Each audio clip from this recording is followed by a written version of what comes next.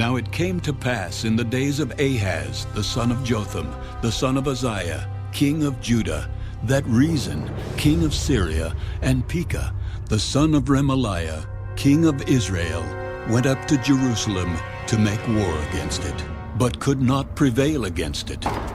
And it was told to the house of David, saying, Syria's forces are deployed in Ephraim. So his heart and the heart of his people were moved as the trees of the woods are moved with the wind. Then the Lord said to Isaiah, Go out now to meet Ahaz, you and Shear-Jashub, your son, at the end of the aqueduct from the upper pool, on the highway to the fuller's field, and say to him, Take heed and be quiet. Do not fear or be faint-hearted for these two stubs of smoking firebrands, for the fierce anger of Rezin and Syria, and the son of Remaliah.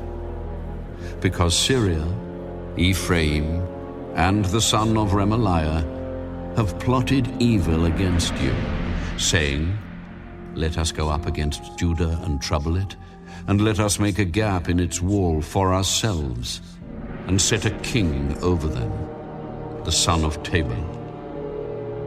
It shall not stand, nor shall it come to pass. For the head of Syria is Damascus, and the head of Damascus is Rezin.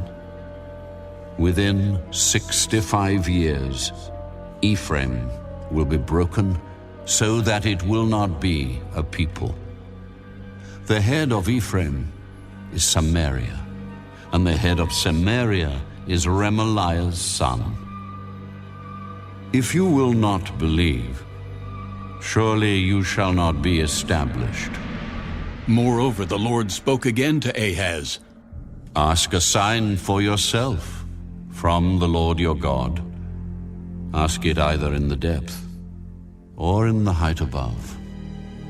But Ahaz said, I will not ask, nor will I test the Lord. Hear now, O house of David.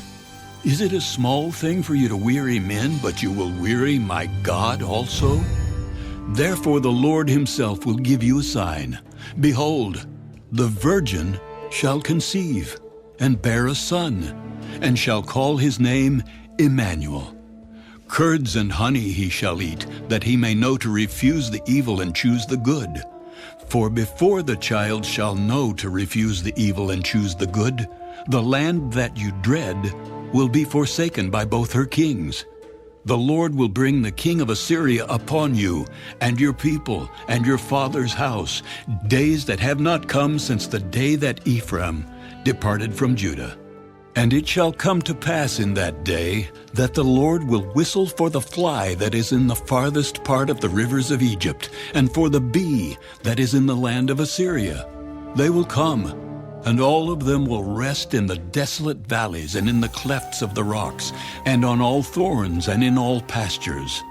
In the same day the Lord will shave with a hired razor, with those from beyond the river, with the king of Assyria, the head and the hair of the legs, and will also remove the beard. It shall be in that day that a man will keep alive a young cow and 2 sheep. So it shall be, from the abundance of milk they give, that he will eat curds. For curds and honey everyone will eat who is left in the land. It shall happen in that day that wherever there could be 1,000 vines worth 1,000 shekels of silver, it will be for briars and thorns. With arrows and bows men will come there, because all the land will become briars and thorns. And to any hill which could be dug with the hoe, you will not go there, for fear of briars and thorns. But it will become a range for oxen and a place for sheep to roam.